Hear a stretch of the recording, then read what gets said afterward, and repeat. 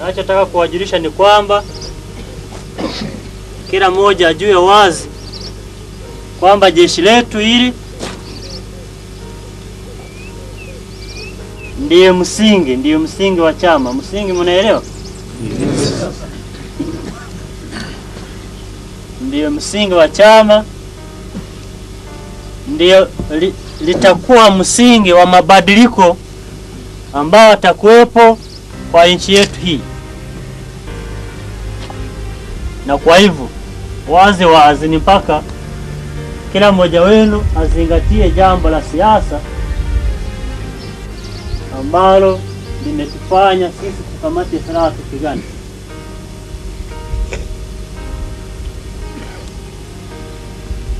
Na kwa hivyo maana yake ni mpaka sisi vitendo vyetu, mawazo yetu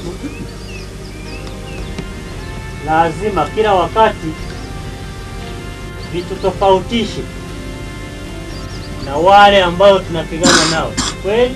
Yes. Kwa sababu kukiwa hakuna tofauti, maana yake hamna haja ya kupigana. Ndio hiyo. Yes.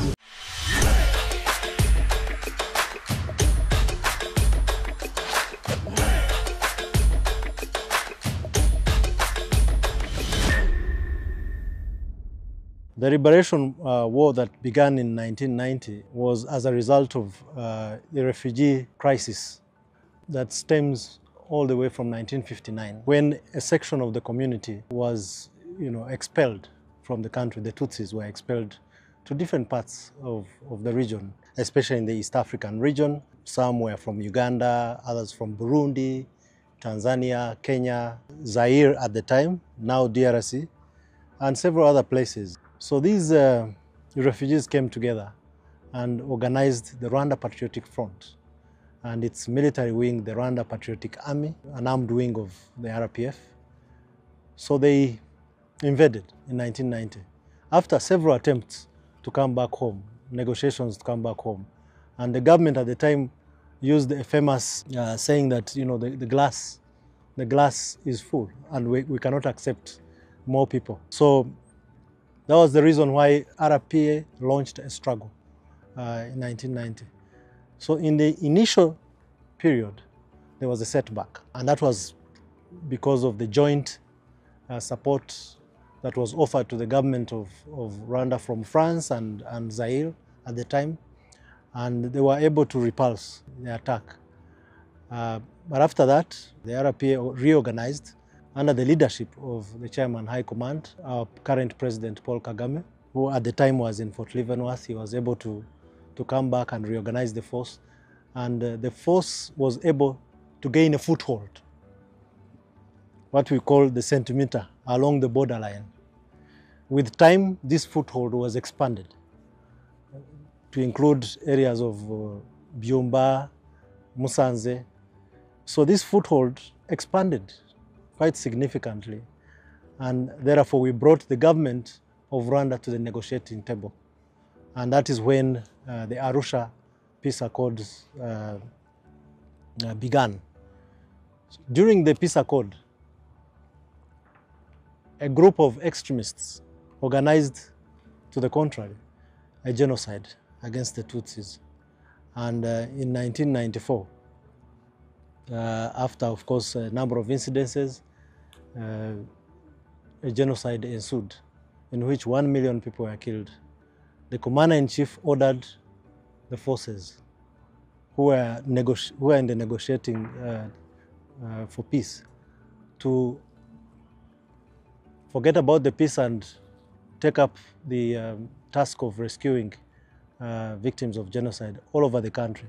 So the force that was based here was ordered to break out and to link up with other forces to stop a genocide and to defeat the genocidal forces. So that's what happened during the liberation struggle. The liberation war had a dual purpose, to halt genocidal killings, but also to defeat the genocidal force and reinstate state authority and normalcy in Rwanda. There was definitely a very good impact politically. When the RPA took over, there was a general drive towards reuniting a broken society. And to do this, we had to take a number of political, economic, and social decisions. The first decision that we made was to develop a government of national unity that had all parties involved, and we actually executed the Arusha Agreement, in which different parties were involved in the political discourse of the country. And so that was the first step. In regard to rebuilding the country, we were shattered completely. We had to build from scratch. The RPF and RPA had to build from scratch.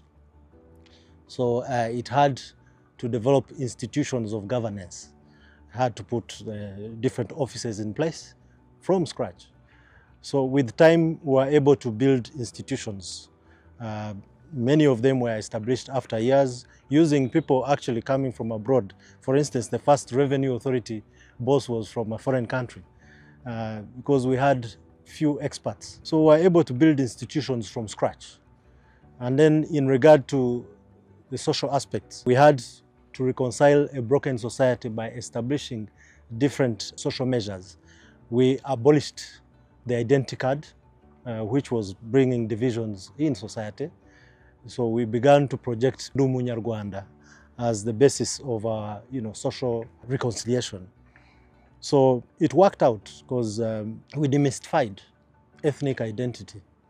And this has played a very significant part in our transformation journey. There are a number of lessons that our experience can provide, both on the continent and beyond. The areas that we operate currently have conflict situations that tend to mirror what we experienced. So our experience, therefore, provides valuable lessons for them. If you look at the case of Mozambique, for instance, where you have a group, Ansar al-Sunna wa Jamaa, an extremist group that performed acts that are akin to what took place here, beheading and killing people for no good reason, just because of their identity, their belief systems. Well, we can provide lessons for reconciliation. The RDF has exchanged ideas with our counterparts on how to integrate combatants who are involved in that insurgency. The same applies to Central African Republic, Sudan, where you have various groups fighting each other.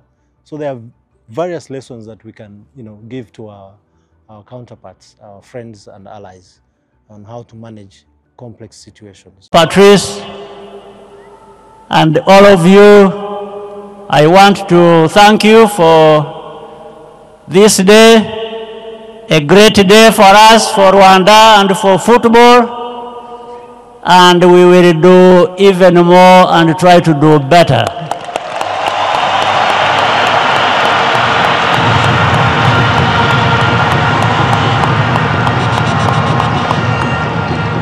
So now there is no excuse for our young footballing talent.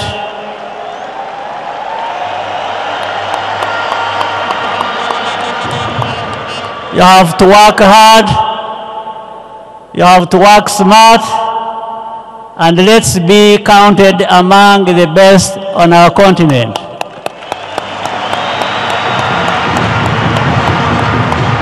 So I wish you a very good evening and a very happy day. More things are ahead of us coming.